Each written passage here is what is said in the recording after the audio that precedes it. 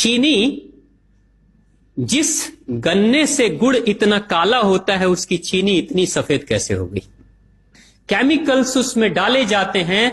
और मैं एक चीनी मिल के अधिकारी जो मैनेजर है, मैं उनकी बात आपको बता रहा हूं। उन्होंने कहा कि मुझे लगभग 12 साल हो गए चीनी मिल में काम करते हुए, और जब से मैंने काम करना शुरू कर दिया चीनी मिल में, तभी से मैंने घर में चीनी लाना ही बंद कर दिया।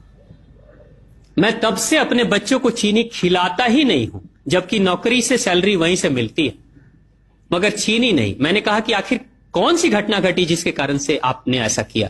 तो उन्होंने बताया एक छोटी सी घटना कि चीनी मिल में जो ये पानी निकलता है ना, चीनी के बनने के बाद उस प्रोसेसिंग में जो पानी निकलता है, उस पानी में वो सारा केमिकल भी मिक्स रहता है, और उस पानी को चीनी मिल वाले लोग अक्सर एक टंकी में जमा करके रखते हैं। ये सभी चीनी मिल वालों के पास में होता है, आप भी कभी जाएंगे तो आपको भी पता चलेगा। वो टंकी में वो पानी रखा जाता है, लेकिन रोज रोज प्रोसेसिंग हो रहा है, रोज चीनी बन रही है, रोज बहुत सारा पानी आ रहा है, तो आखिर कब तक? एक टंकी की क्षमता है ना, कितने दिनों तक वो टंकी खाली रहेगी? भर जाती है, भरेगी तो फिर क्या करेंगे? खाली करना है। तो क्या किया था चीनी मिल के लोगों ने? सोचा कि छोड़ो ना, अब कहां जाएंगे उसको फेंकने के लिए कहीं दूर, क्योंकि अब उतनी बड़ी टंकी जिसमें हजारों गैलन पानी है, उसके लिए ट्रांसपोर्ट में कितना खर्च आएगा, तो बेहतर होगा रात के अंधेरे में कहीं खेत में डाल देते हैं। क्योंकि जनरली फैक्ट्रियां तो होती हैं ऐसे ही बिराने में, तो कहीं डाल देते किसी खेत में, क्या पता चलेगा पानी है कि चीनी मिल का पानी है, क्या है। तो ये सोचकर मैनेजमेंट वाले लोगों ने रात में ही उस पानी को खेतों में छुड़वा दिया, और नतीजा यह हुआ कि उस खेत की सारी फसल जल गई, मिट्टी बंजर हो गई। और जब किसान पता करने लगा कि आखिर क्या हुआ मेरे खेत में, जब चेकअप कराया वो मिट्टी का, तो पता चला कि इसमें तो चीनी मिल का जो वेस्ट मटेरियल है वो डाला गया है। तब उसको खबर मिली कि हां, किसी स्टाफ ने बताया कि हां, हमारे चीनी मिल से ही पानी डाला गया था आपके खेत में, और पूरी मिट्टी बंजर हो गई। उसने केस कर दिया और चीनी मिल वाले को मुआवजा देना पड़ा लाखों रुपए। तभी से वो स्टाफ कहते हैं कि जो मिट्टी को बंजर कर दे वो इंसान के शरीर में जाए तो क्या करेगी। उसी के बाद से मैंने अपने घर में चीनी लाना बंद कर दिया। और सच्चाई है, लगभग अगर आप देखेंगे तो अंग्रेजों के आने के समय अंग्रेज पहला चीनी मिल इन्होंने भारत में ही लगाया था। पहला चीनी मिल भारत में ही अंग्रेजों का लगा, और अंग्रेजों ने चीनी की शुरुआत की। भारत के लोग गुड़ खाते थे, चीनी नहीं खाते थे।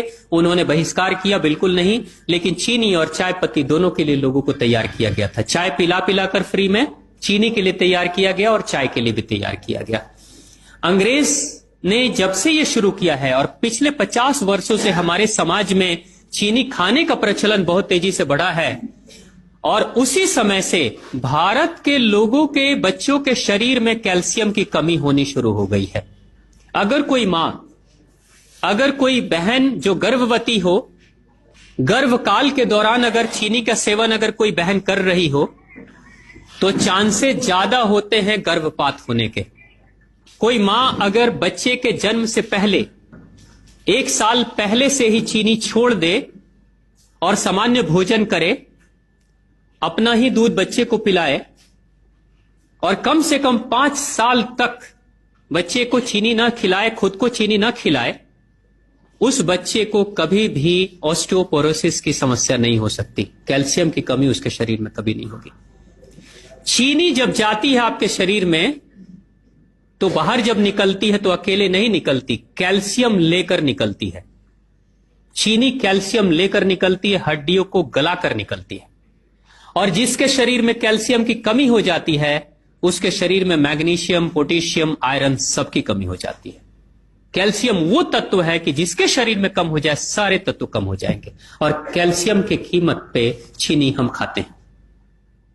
भारत, पाकिस्तान, बांग्लादेश, नेपाल, ऐसे कुछ देशों के अलावा दुनिया के बहुत सारे ऐसे राष्ट्र हैं जहां चीनी का इस्तेमाल ही नहीं होता। आज भी चीनी खाते नहीं, बहुत सारे देश नहीं खाते बिल्कुल।